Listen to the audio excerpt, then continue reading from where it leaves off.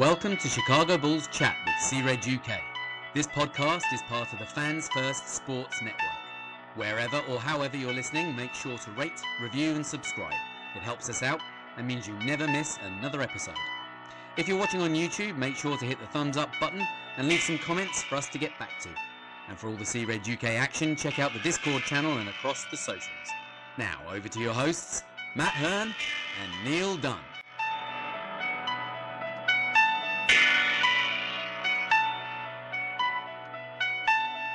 Hello and welcome to C-Red UK's Chicago Bulls Chat podcast.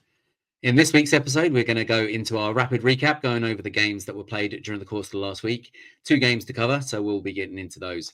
We'll also be introducing our Bull of the Game and then Bull of the Game weekly performance as well, talking about that. We have a few new segments coming up as well. We've got a Spark Plug, talking about the Spark Plug from the week and how we think they've done and how they've performed, who we're going to pick out. Dog or Dog is the next section we're going to be talking about. That's bringing back the old disappointment of the game, or talking about who we think has put in a dog-like performance. And then, of course, we're going to wrap it all up with our weekly wish list. So, everybody, tune in. It's going to be a good one.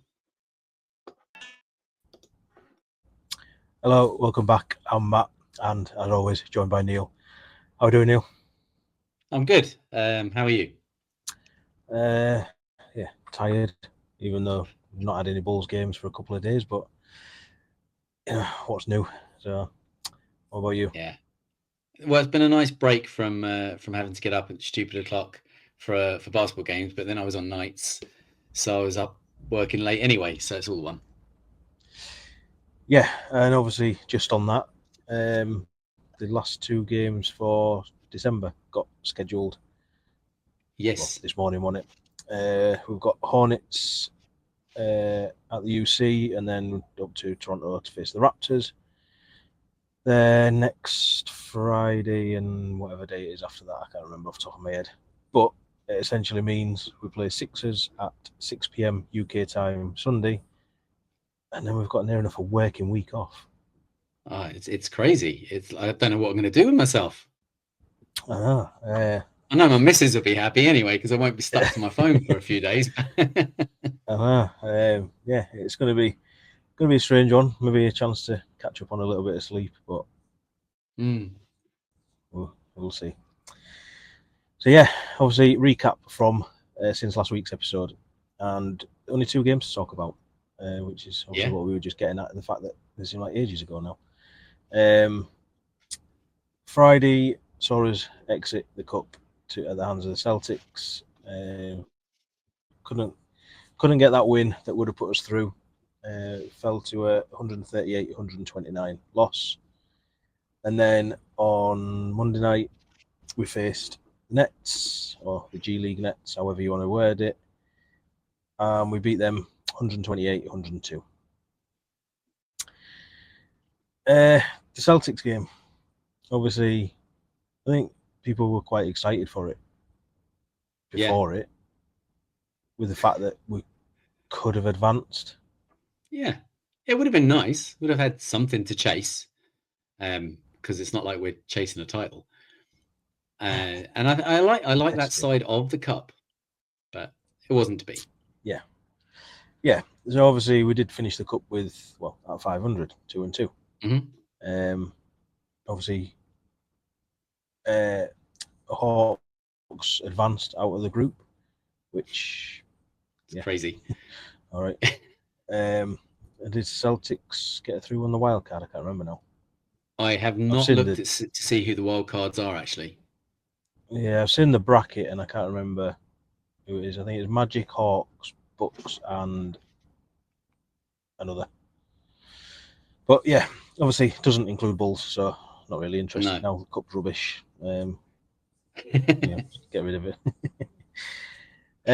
Obviously, I did say on my weekly wish list last week I didn't want to see us get embarrassed by Celtics, and we didn't. I thought we played them well. We just couldn't deal with Peyton Pritchard in the 4th quarter, and that kind of saw the game off. He just hitting threes for fun, wasn't he? So I don't know. Like, I mean, not to say that he's not a good player, because he is well able to shoot from distance and he's having a good season. But I don't know where that display came out of. That was above and beyond. Yeah. Well, it wasn't helped by the fact that Vooch continuously kept switching onto him, and it was just like, what? And Yeah, I kind of felt like it needed Dalen Terry to check back in. And I know maybe he was on a bit of a minutes restriction because of the ankle injury. But if there's somebody who's going to stay in the jersey, at least it's Dalen Terry. And I'm not one for this names to close out games. Do you know what I mean? Like, to me, it's match up. And for me, Dalen Terry would have matched up with Peyton Pritchard a lot better. yeah. Might not have done, but from what I've seen of DT, I think he would have done. I mean, you got anything else on the Celtics game?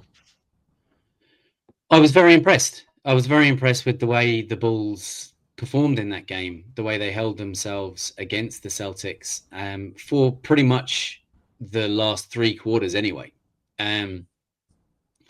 Vooch was outstanding in that game. We tell you about Peyton Pritchard going off from 3, but so did Vooch. So that was impressive to see, and he's continuing along this trajectory this season of playing pretty much at all-star level at this stage, which is great and was great to see. But it's a pity. It would have been nice to go through and have something else to follow along, rather than just the regular season of will we make it or will we not make it in regards of getting our pick. But to go back on what you were saying there quickly before we move on any further, the East wild card was the Orlando Magic and the West wild card was the Dallas Mavericks. So Celtic are not through. Celtics not through. Fair enough. Oh, sure they're gutted. When especially the difference after is they can focus on winning the regular season. season. I'm sure they're absolutely gutted, but anyway. Yeah. Yeah. But yeah, like I said, my main thing was that we didn't get embarrassed, and I did say if we can keep it under 10 points, then so be it. And I think towards the end, Bulls knew that they'd lost, and Celtics knew they'd won, and tried to just push that point differential a little bit, which made the scoreline stand out a little bit more. And then on to the Nets game. Like I say, it was God knows what sort of team that was the Nets had out there, but it wasn't a regular looking NBA team. No, there were a lot of injuries. The IR report was pretty extensive.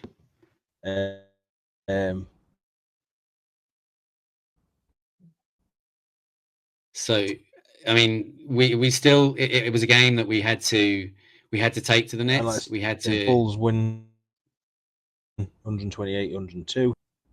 Yeah. Thin. Oh. Yeah. My internet's not very good, which is hence why. Yeah, you're dropping out a little bit there. So it was a 128-102 win for the Bulls. They pretty much dominated from start to finish. It was pretty clinical, really, which is not something we've been used to seeing from the Bulls. A game where they should win it, and they don't make hard work of winning it.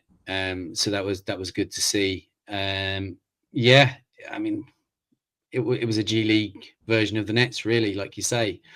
They had such an extensive injury report that there was almost an unrecognizable lineup for them, really. And look, these are the games that you want to see teams put to bed, and the Bulls, pretty much did that from start to finish. Yeah, it didn't start that way. It looked as if Bulls were going to do the usual and play down to the level. Yeah, only for the first, maybe 4 or 5 minutes, though. I don't know, it was pretty even up to about halfway through the second. And then Bulls kind of opened up a bit of a lead by half, and then that was it, I think. But Yeah, I mean, obviously, story of them games, or that game in particular, was Matas Buzelis having a career game, and Absolutely. obviously the Josh Giddey triple-double. Mm-hmm. However, depending who you listen to, it was Matas Buzelis against the Nets and Josh Giddey against the G League version of Nets. So yeah, Building narratives. yeah. At the end of the day, it was against the same team, and yeah, Matas is a rookie. Giddey's obviously in year 4, but you can only play what's in front of you. Mm-hmm. So you got anything else on that game? Just to say that, and I know we might talk about this a little bit further down, but a triple double is not to be sniffed at.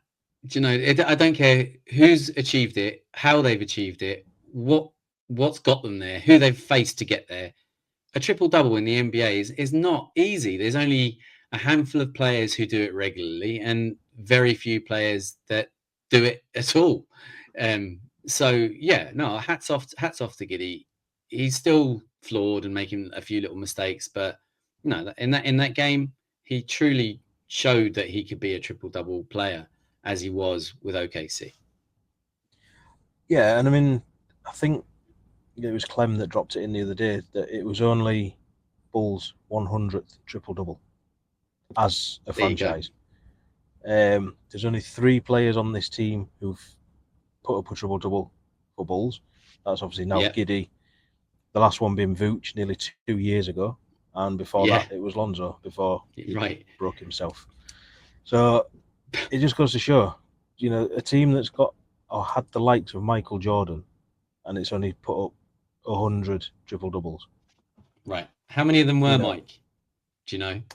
I can find out if you carry on talking. Yeah, I'll be interested to see, because you would expect the fact that there's only been a few players, or there's only been 100 people, or 100 times I can't get it right, 100 times it's been done by the franchise. You would wonder how many of those 100 were done maybe by Scotty and Jordan, because I would expect that a good few of them would be clocked by the two of them. Yeah, it's just loading now. Michael You've got Jordan bad has the internet most. as it is, and here's you googling. Jordan's got the most triple doubles for Bulls with 28. Okay. After that, it's Scottie Pippen with 15, Joakim Right. Noah with 7, and then it just Okay. sort of gets in a little bit thingy. So yeah, No, that makes sense. D Rose only ever got 1. There's a load of players that have only ever got 1. Yeah. There you go. So Josh Giddey is tied with Derrick Rose as a Chicago Bull in regards to triple doubles. There you go. Yeah. You can make stats say anything, can't you? Exactly. That's what I've always said, especially where things are with Josh Giddey at the minute, is you can throw a stat up to push your argument, or you can throw a stat up Right. to argue your argument, and it depends what stat you want to look at. Exactly. You can pull a stat to make anything work in your favour. Yeah. So obviously, moving on from them games, and obviously we're going to go with our bull of the game / bull of the week, because there was different ones for both games. There was. In fact, there were 3 across 2 games. Yeah, and I'll let you take over. Yeah, well, first of all, for against the Celtics, the bull of the game was the man of the moment in regards to 3-point shooting, which is what I had already discussed earlier on. Vooch just went off. He had a great game actually from start to finish. He looked solid. He looked locked in. I mean, he's basically like, and I know he said this on the last pod, but Vooch is basically playing now after being accused of severe aggression last season. He's playing now like the player we thought we were getting initially, which I thought he was only going to go on a decline. I did not expect this bounce back from Vooch. I thought maybe a small bit, but not to this extent. I mean, what do you think? Yeah, I mean, if I remember rightly, when we did our off-season predictions, I graded Vooch around about a B minus, something like that, thinking that he could possibly have not the sort of season he's having, but a decent season. And it's a 3-point shot, isn't it? That's what's doing it, I think. That's what's making him stand out, because he's hitting them, I think it's about 47%, something like that, off what I remember seeing last. And that's just, that's just ridiculous from where he was last season. Insane from where he was. What was he? He was in was it high 20s, 20%, getting towards 30% from 3 last year, I think he was. And then this year it's insane. Can a 34-year-old big man win most improved? That is a damn good question. I don't see why not. It shouldn't. Surely there shouldn't be any restriction on what level of your career you're at, what stage of your career you're at. If you flip your game from the way you've played for the previous 2, 3, 4 seasons to the point where all of a sudden you're back in all-star discussions. I know it's very early, but I have heard it thrown around a bit in a few different places. I mean, name another big man in the East that is doing what he's doing right now. Do you know, ordinarily it would be Joel Embiid, but he doesn't even know if he wants to play basketball at the minute. I don't know what's going on with him this season. So, I mean, I don't know. I can't, off the top of my head, I can't think of another center in the East that is Vooch is playing. I mean, I'm trying to think of the standings, and you got like obviously Cavs, Celtics, Magic at the top, but they're not led by big men. No, they're not. I mean, I know Mobley's pretty good for the Cavs, but then Jarrett Allen, and obviously Porzingis is back now for Celtics. But you see, now Porzingis could give him a run for his money if he stays healthy. If he stays healthy, that's the thing. Yeah, he's about as healthy as Lonzo Ball, isn't he? So there you go. And that's one thing that Vooch does have is availability, and we've always said that about him. And if he's playing like this and being as available as he has tended to be in previous seasons, I think he's got to be in the conversation if he continues along this way. Anyway, I think. I mean, even more so if he ends up getting traded to a contender and carries on the way. Well, but see, if he does get traded, does he continue playing the way he's playing? Exactly. Because it seems to suit him in this system. Yeah, and that's something I'm going to speak about further down the line. Right. So anyway, Vooch got our first bull of the game. And the second one, we had a split decision. In the Nets game, it was a division between Mattis and Giddey. Now, for obvious reasons, with Josh Giddey, he got his triple-double, which we've already talked about. Mattis, then. The big thing for Mattis was, apart from it was a 20-point game, it really, like we've joked about, he's arrived, but this really did feel like an arrival of sorts. He was aggressive. He looked more comfortable than I've ever seen him looking out there in a Bulls jersey. And he was earning minutes, and Billy was giving them to him. And that's the difference, I guess, too, because anytime he has shown a little bit of something, as have many players in the past, Billy sits him down because, like we've said before, that's the plan. But this time, that didn't happen, and you get a career night for Mattis in his early career. Yeah, now obviously, us two in particular went separate ways. You chose Buzelis, I chose Giddey. Yeah. And then there was a couple of debatable inputs in the live thread that we just kind of disregarded anyway. And we do the top 3 players, like not just us, but other people chip in. And I did the final results from it earlier today, and Buzelis and Giddey came out with the same amount of points. So, that kind of says it all, really. Says it all, yeah. It's not just us that couldn't decide. Other people couldn't quite decide as well. Yeah. And, I mean, I suppose if you look at it that Buzelis did it against Nets and Giddey did it against G League Nets, then she'll go to Buzelis. But I mean, aside from the triple-double, which obviously everyone talks about with Josh Giddey, in that game, he actually got 3 steals as well. Yeah. And didn't he get 1 or 2 blocks too? I'm not sure if he got 1 block. Yeah, but he definitely recorded a block at least as well as the steals. And yeah, so to me, it was just a solid all-round game from Giddey. Yeah. And it was a highlight game from Buzelis, if that makes sense. Oh, absolutely. And it's something, like I say, I'm going to speak about in the next bit. So okay. So, is there anything more you want to say about your guy Giddey or my guy Matters before I ask you the next question? I mean, if obviously that you've just given out the bull of the game, if we're going for bull of the week, as in from the 2 games, my vote would have been Giddey, because he got my bull of the game against Nets, and he was second in my sort of top 3 against Celtics. Right. So, Yeah, no, I totally get that. I'm not going to go with Giddey, but at the same time, I have a little special mention for him because, the last pod we recorded, I was not necessarily negative about Giddey, but not quite as positive perhaps as you were. And I said that, the things that I wanted to see from him, I wanted to see more aggression on defense and more clinical finishing around the rim. And he still missed a couple of layups, but for the most part, he looked much better, much more authoritative, finishing around the ring. Got a couple of dunks, even though they are, as somebody, what was it? I think it might have been CHGO described it as putting the soup can on the top shelf dunks. Yeah.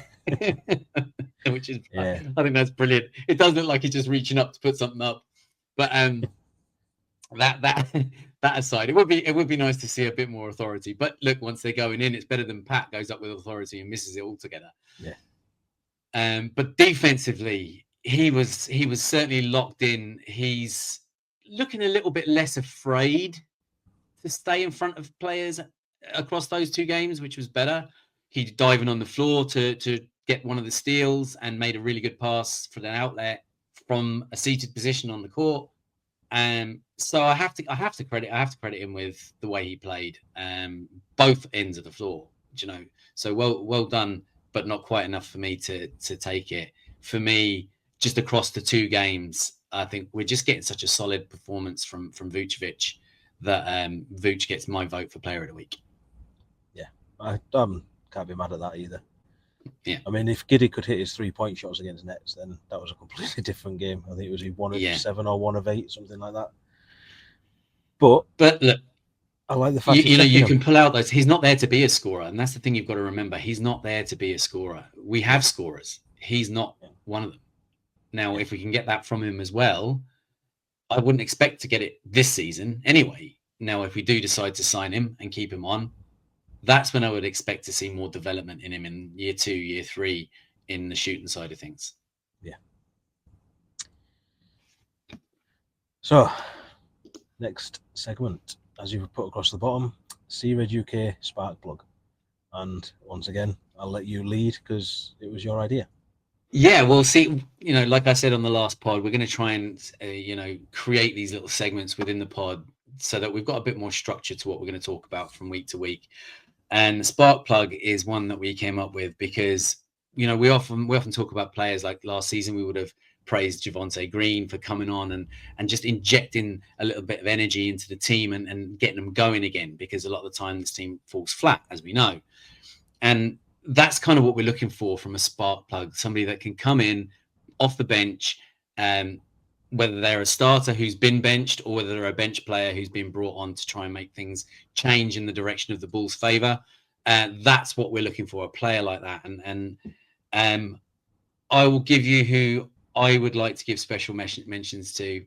There's not necessarily one person at this stage, but what I'm going to say is that I think you have to credit THT. I mean, he just comes on and brings that level of craziness that works. It's like we used to get from Drummond, right? Drummond would come on and just bring chaos with him. Sometimes it would be positive chaos and sometimes it would be negative chaos, but it would still be something to talk about. THT seems to be coming on and just going off. It's like he forgets that there's other players on the court and he just goes attack.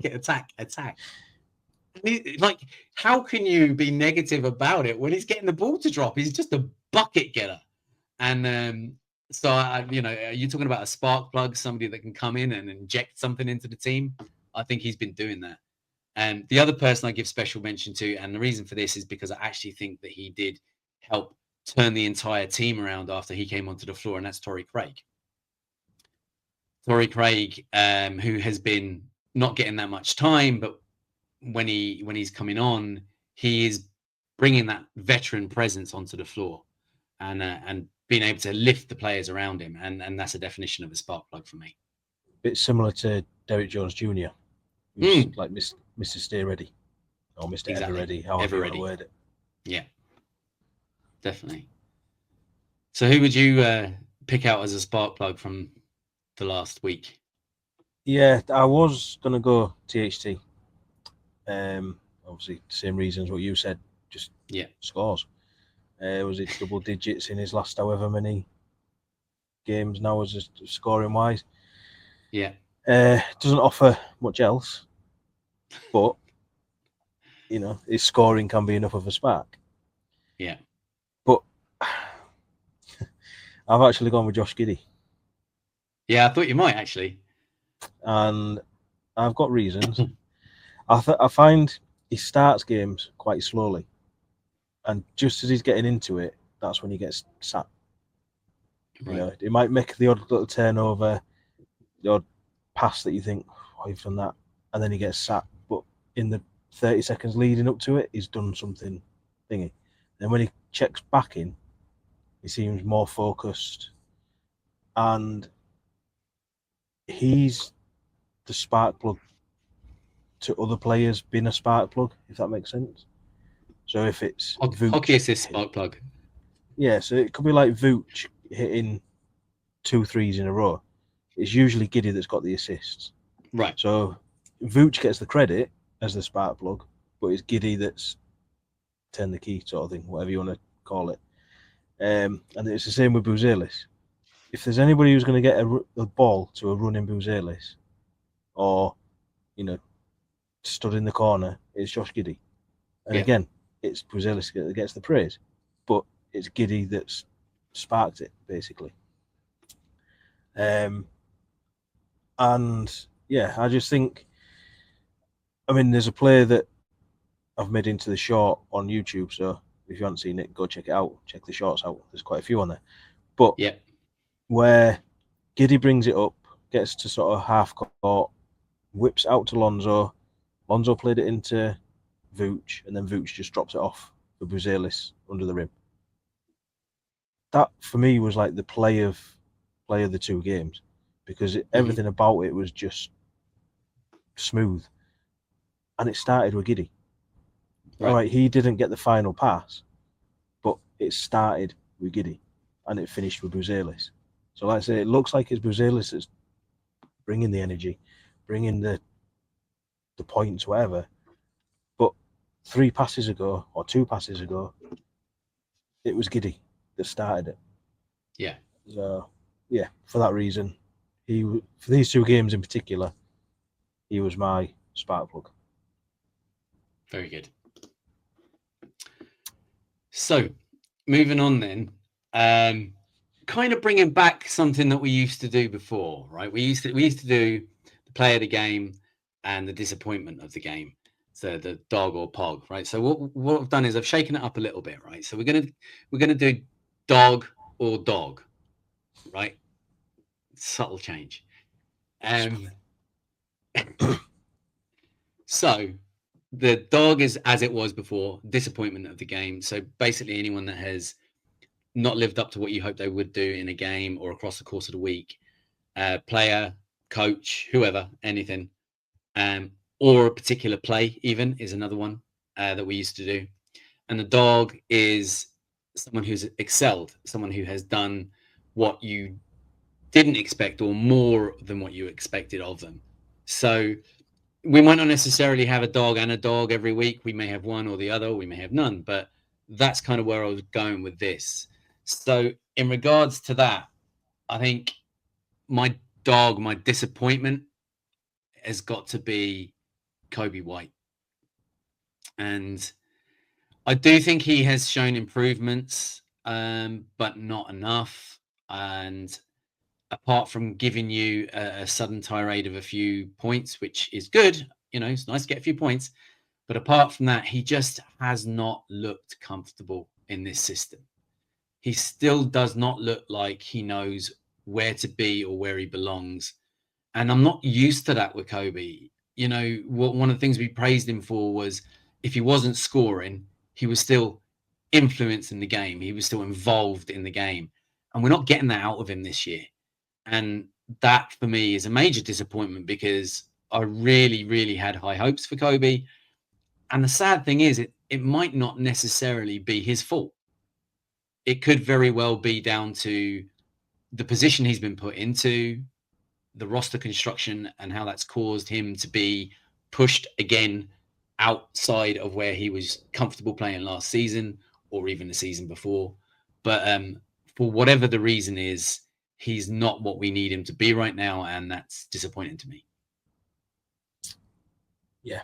I think I've spoke about my disappointment with Kobe on the last couple of episodes. It's led to quite an interesting chat in the Discord earlier today. I still haven't caught up on that yet, actually. Once again, if you're not in it, hit us up. We'll send you a link. Yep. But for me, over these two games, obviously Kobe didn't play in the second one, but I'm also going with a disappointment, and it's Julian Phillips.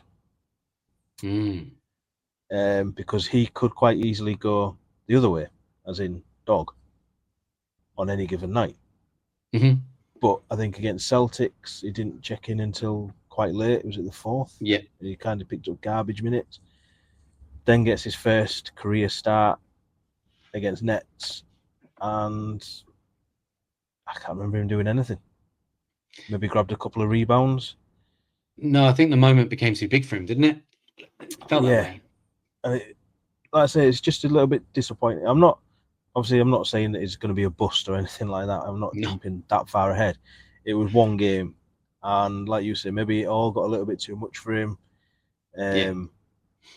It obviously it is different going from being 7th, 8th man to starting, because you can sometimes see how the game's going, what you need to do to influence the game when you come off the bench. Whereas when you're starting, it's like, right, what am I doing? And his 3-point shot as well seems very erratic. There's games where you think, just stand him in the corner, let him shoot it, and they'll go down. And then there's games where you think, don't pass him the ball because he's going to brick it. And he just seems to have gone that way lately with the whole don't pass him the ball. But I think he's going to keep getting his run with the team, and I think he will come good. He's going to have bad games. At the end of the day, he's essentially he's in year 2. Yeah. And he's getting a lot more minutes than obviously he has done in the past. Maybe even expected to as a second-round pick. So, like I say, I'm not out on him. I was just disappointed in the fact that he didn't take his opportunity as a starter. Yeah. However, could lead to an opportunity for somebody else. This is true. They've tried it, didn't work. So. Yeah. He may not see another opportunity to start for quite some time now, knowing the way Billy can operate sometimes. And like you say, with the way things have panned out, and somebody else could quite easily end up seeing either a start or certainly more and more minutes. Step forward, Javon Carter. He's the only one we haven't tried it for, isn't he? You said that deadpan to the point where I almost started to believe you. No. Is he still here? Yeah, anyway. So garbage. I do actually want to throw out a dog as well, which is kind of what we're alluding to, and that's Matas Puzelis. He certainly took his moment and ran with it and really impressed. and has been looking more and more impressive game by game. And I'd like to say that if you want to see a dog mentality, he had it in that game.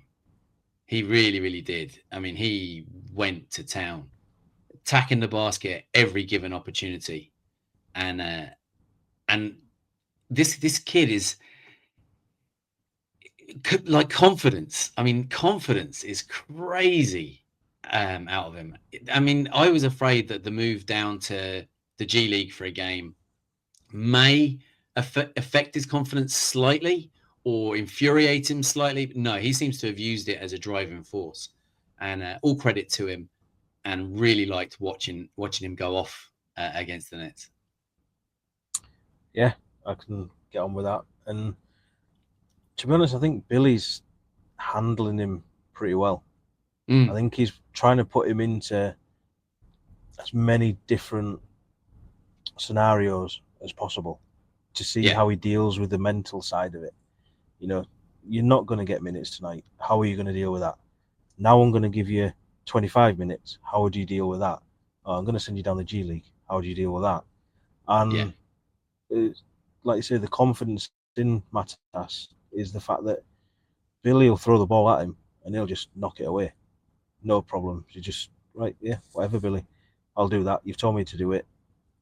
I'll get on with it.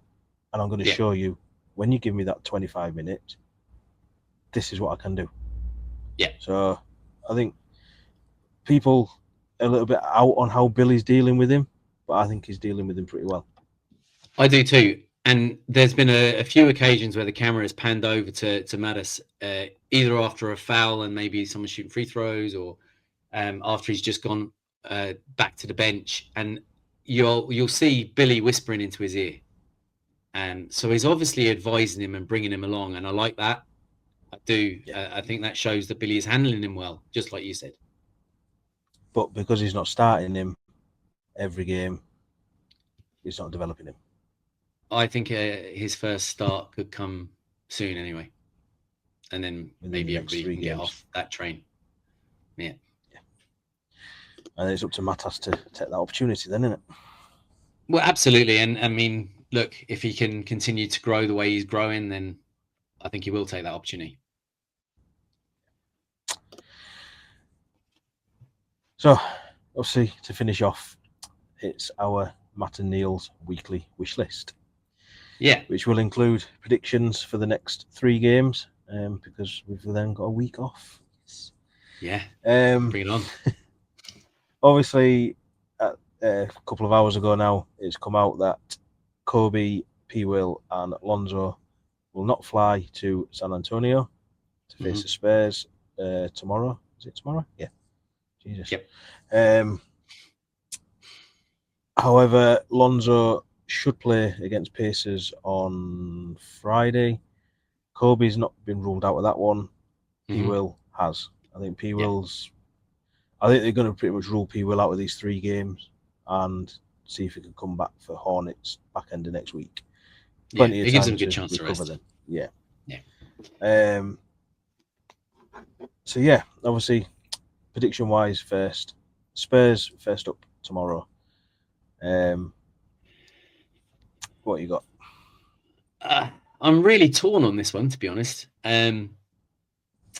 But I think despite how Vooch is playing, we do still know that defensively that's his weakest area. And I just don't see us having a real answer for some of the stuff that Wemby can do. But this isn't a great team outside of Wemby. So I am really, really torn. I don't know what way to go on this one. So I'm going to go with a win. I'm going to go with a dub. But that was a last minute decision because I could easily have gone the other way.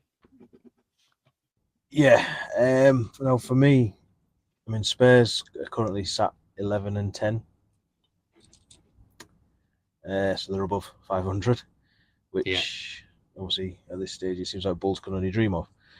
And I think Spurs are one of them teams that you look at and you think we can beat them, but Yeah. we can easily be beaten by them. Yeah, exactly. And going off the fact that Kobe's not playing, Lonzo's not going to be there to come off the bench, I think that changes things quite drastically. And for that reason, I'm going with a L. Okay. Obviously, that's the first of the back-to-back. We've then back to the UC to face Pacers on Friday. And as it stands, Pacers currently have the same record as Bulls. Is it 9-13?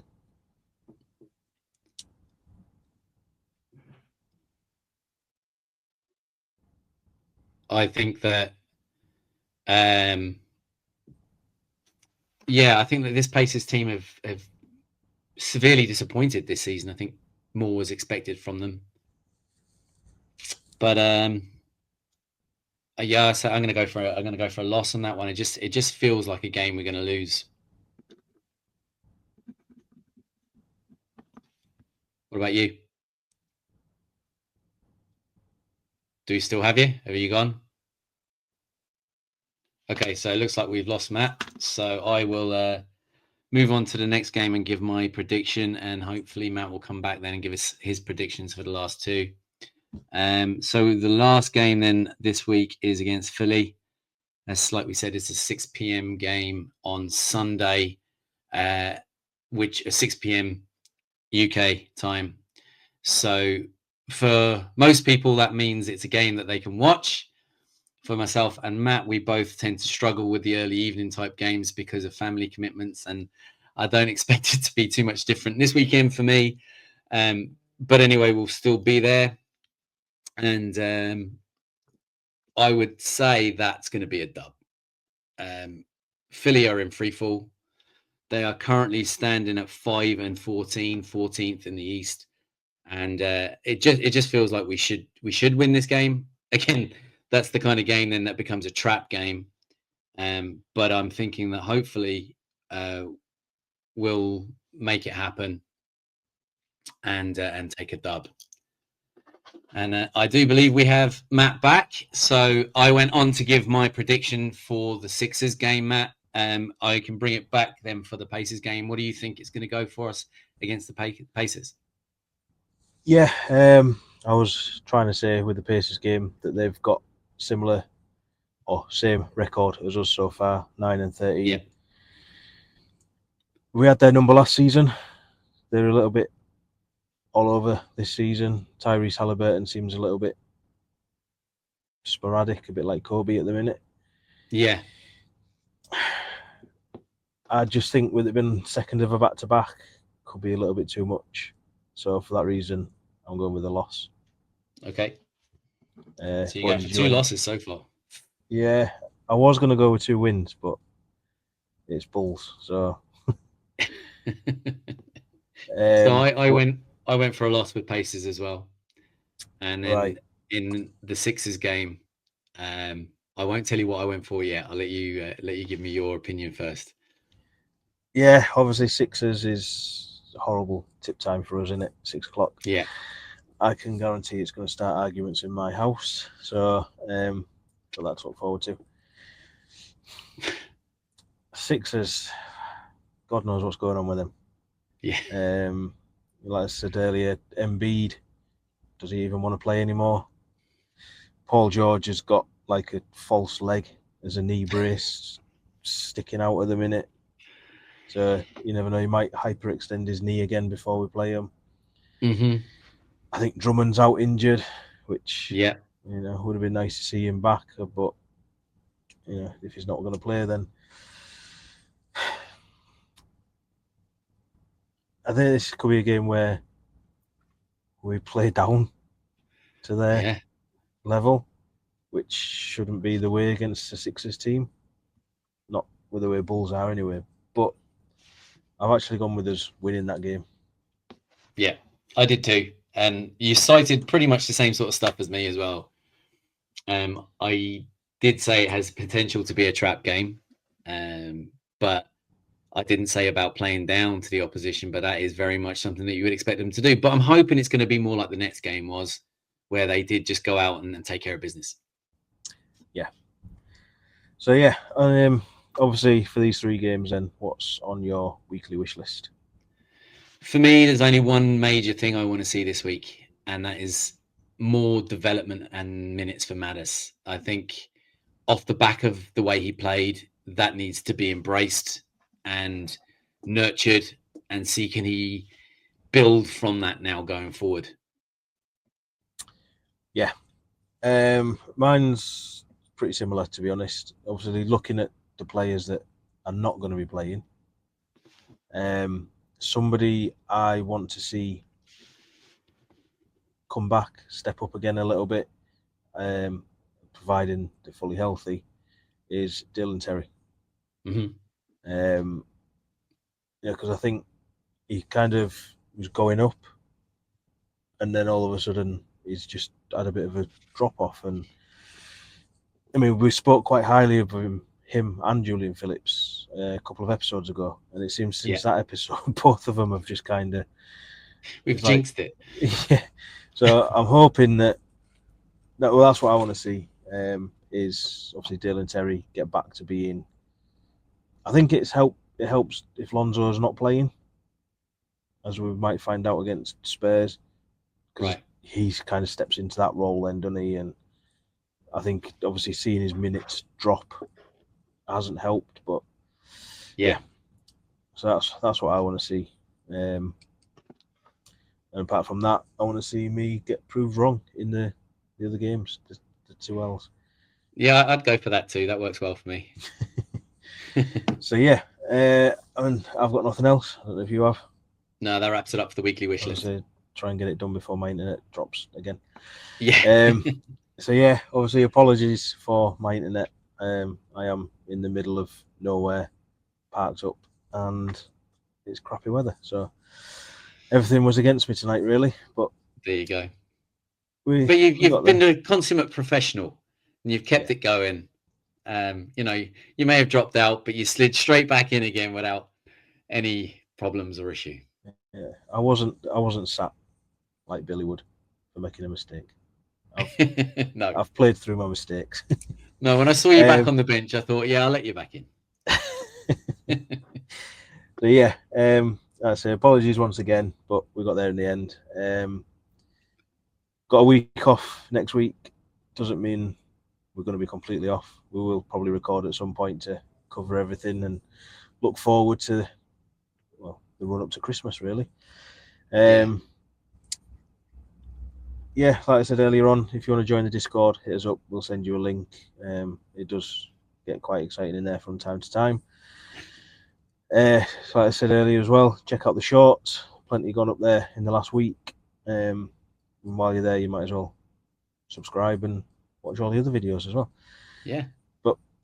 And until next time, I've been Matt, and as always, you can find me on all the socials at MattCRedUK, and you can find us on all the socials at CRedUK.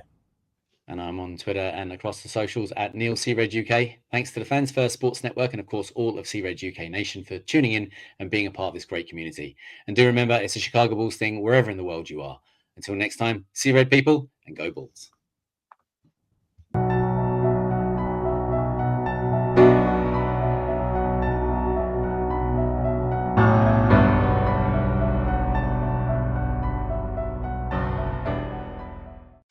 Help support the podcast and the brand at CRed UK by heading to our merch site, where you'll find a variety of designs on things like mugs, t-shirts and hoodies, including our Bulls Ellis and Flop of the Fro, with plenty more designs still to come.